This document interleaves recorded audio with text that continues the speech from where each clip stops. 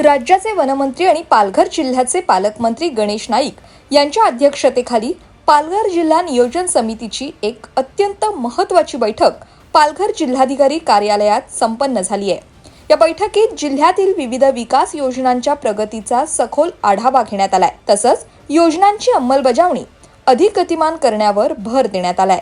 बैठकीमध्ये आरोग्य, शिक्षण, पाणी पुरवठा, रस्ते, पायाभूत सुविधा आणि रोजगार निर्मिती यांसारख्या विविध क्षेत्रातील विकास योजनांवर सविस्तर चर्चा झाली आहे। जिल्ह्याचा सर्वांगीण विकास साधण्यासाठी निधी वितरण, प्राधान्यक्रम ठरवणे आणि प्रभावी अंमलबजावणी यावर विशेष लक्ष केंद्रित करण्यात आलंय। योजनांच्या प्रभावी अंमलबजावणीसाठी प्रशासनाला आवश्यक त्या सूचना पालकमंत्री गणेश नाईक यांनी दिल्यात।